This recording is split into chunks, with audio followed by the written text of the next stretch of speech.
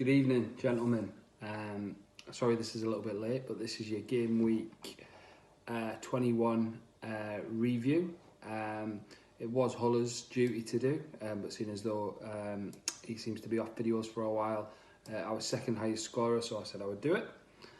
So I'm feeling the togger this weekend, looking forward to it coming back. I've got my Rotherham hat on, got my STP shirt out, and I'm celebrating last year's, thanks Gabe, don't know if you can see that, STP runner-up 2018-19. So yeah, beautiful. Doing dry January and with the running, trying to lose a bit of timber, get into shape, show the STP squad what it takes to be a champion. So, without further ado, no offence, rag. Let's look at the fixtures. So, we had me versus Bry, we had Kyle versus Colo, we had Plops versus Huller, we had Jura versus Gabe, and we had Dan versus Rag. So we'll go on to Dan versus Rag first. So battle of the shittest. I know in Plops review he said that Dan's doing well at the moment. I think he's on a lost streak of 2, so I don't think he is doing that well. Rag won this 84.75 to 67.25. Just a bit shit, really. I'm not going to go through all the players. Vertonghen got 15 in a squirt. That's about it, really. 19 for Kante. Never did that well last year, but 4 key passes and a shot on target. Slightly different role at Chelsea this year. Looking at Dan, he's got some good players, you know, but if they're not performing, he needs to get rid. Danny Ings at 17, he's a good pickup. I'd be interested if he stays with Southampton during the window. Yeah, much of a muchness, everybody else. Sub 10 scores, need to do a bit better.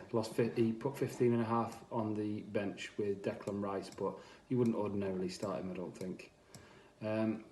So yeah, pretty average scoring by both players. Moving on to the next tie, we got Gabe versus Jura. So Jura steamrolling the league along with Bry so far. He would have certainly been the favourite going into this. But Gabe actually 107.25 to 94.75 to Jura, so well done Gabe. Virgil van Dijk, 14 and a bit for Gabe, 19 for Ndidi, who's now out for a few weeks. Sarr for Watford, he's a great player, but with the new super duper dude, the Brazilian fella I've just picked up, I'd be interested in how he fits in with Sarr, whether Sarr starts or whether the Brazilian guy's going to get a bit of time in the first team, I don't know. So it's Sarr and Ndidi really, with Virgil van Dijk as top scorers. Didn't really leave much on the bench. You got Fred, who seems to be picking up alright scores. I think he's normally alright for between like 7 and 12 points per week, I think. So he's not a bad steady Eddie midfielder 3, I would say midfielder 2. Looking at Jura, under 100, which is surprising. He's got a great squad. Pereira, 14.5. Mahrez, 16.5, who's cracking when he plays, but it's pep roulette. He's never going to be starting every week. Harry Kane with 12.5, his last points for a few weeks. 12 for Alisson. So it was Mahrez and Pereira, his top scorers. 15 for Wesley, who's also out. So he's got a few injuries he needs to kind of navigate the waivers and whatnot to try and refresh his forward line, I think. But anyway, well done, Gabe. Next tie was our top scorer of the week. It was Huller, playing Plops, who had another nightmare. We only played 10 players as well. You've got to sort that shit out. Huller, 146.75. Some great scorers in here. James Maddison, I think he's the second best midfielder so far this year in Togger. With 22. You've then got Sebastian Haller, 14.5. 10.5 for Lacazette, 16 for Chris Wood. So he's got 27 for Andrew Robertson, who's immense. The Liverpool fullbacks are great players to have in your side. He doesn't even really need that clean sheet with 6 points. He would have still got 21. So I don't really think Plop's had a chance. But let's have a look. His top scorer was Cantwell with 19 points, which is nearly half of his team's squad, his team's points. -2 for the keeper, 4 for McGoldrick up front, a Sheffield United forward, risky. 6 for Willian, which is unlucky. Aguero, no points.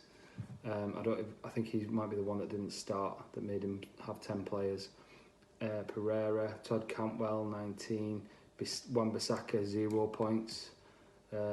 Soyuncu, the Leicester centre half, his second highest scorer with 8.5. Everyone else absolute dog shit. I thought Plops was doing all right early on, but he's back to form. Next up is Kyle versus Colo. I would have probably had Kyle as favourite just because Colo's been pretty unlucky for a while. And he did come out on top, 96.75 to Kyle, 66.25 to Colo.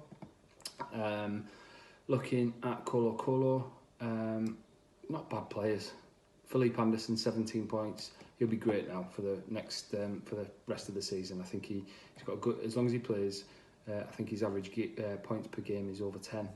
So he's a cracking player to have. Trossard, Tammy Abraham, both with 11.5. And those three were his top performers. 9 for Martial. He had 13 on the bench from Snodgrass, who's in and out the side. So he did the best he could really with the players he had. Nothing really else to mention. 9.5 from Cresswell. Looking at the BJs, 11 for Phil Foden, who just picked up from me. I had to drop him on waivers to start 11 players last week. 11 points. He's going to be cracking, but he doesn't start every week, so I don't really know. As long as you've got space on your bench for Pep rotating him, I think you'll be alright, but he's not playing every week. 29.5 from Perez. Cracking. I bet that would have been funny watching that as they stuffed you, Mr. BJ. Mohamed Salah, 22.5. Is 22.5 from Salah and 29.5 from Perez kind of did the damage. 11 from Phil Foden and 11 and a bit from Joe Gomez. He left a canny few points on the bench. 13 from Richarlison and 24.5 from Pepe of Arsenal. So pretty solid. Didn't quite tip the 100, but if he'd have boxed clever with what was on his bench, he'd have had a pretty decent score. And finally, I think they tie the game week just because it was second versus third. It was me versus Bry. So pretty even Stephen going into this, I would say. And I came out on top, 135.5 to Bry's 121.25. I can't remember who the last player was to play that tipped it over. Mane, that was it. So Mane came in with 22. No, what have I done? I've clicked back on the other game, sorry. Mane came in with 22.5, getting a goal, key pass, 3 shots on target. He's a machine this year. Got 33 from Jesus, who when he plays, he's got the upside of 20-30 points. But again, rotated with Aguero. 26 from Grealish, 29.5 from Buendia. Those two alone, as long as they stay fit for the rest of the season, and if Eriksen stays, see me push quite hard to maybe second in the league, maybe even push Jura, depending on how he does. That's the hope. 7.5 from Mendy. He's starting to give me a few more points now, which is good, but nowhere near what he was when he first joined the league. Everyone else pretty shit for me. Daniel James, no points. Eriksen, no points there. 5 and a bit from Maguire, who's now injured. 2 and a bit from Lucas Dean. 5 for McNeil. 4 for Nick Pope. So it was my big hitters really that secured the tie, I'd say. Looking on my bench, 9 for Kiko Firmino, but I was never really starting him as long as my other defenders were fit. 7 for Højbjerg, who's, unless the fixtures suit, I won't be starting him. Looking at Bryce's side, a good score there with 121 and a bit. 12 and a bit from Reece James, who's a good player. Mario Vrancic, who I've not really seen much of, for Norwich, 10 and a bit. 15.5 for Westwood, who got an assist. 23 for Delafeu, who's amazing. Him and Traore, who he's also got right up there in the form tables for the forwards, as Bryce shared. So 19.5, and 12 for Fabianski. We're not much on his bench, 7.5 for Aaron Moy. So where does that lead the league tables? Let's have a quick look. So that's Jura at the top with 48 points. Bry in second with 42. Me now catching Bry with 33, just 3 wins away in third. Then it's Gabe on 33 also. I'm playing him this week. Gonna fucking destroy you. Then we've got Huller on 30 points, 3 points behind us, tied with Ragman in 6th. Then we've got Kyle, 3 points behind them on 27 in 7th place, who's tied with Dan in 8th place. Then we have Plops in 9th place on 24 points, 3 points behind Dan and Kyle. And then bottom of the league we have Colo Colo on 21 points, who's 3 points behind Plops.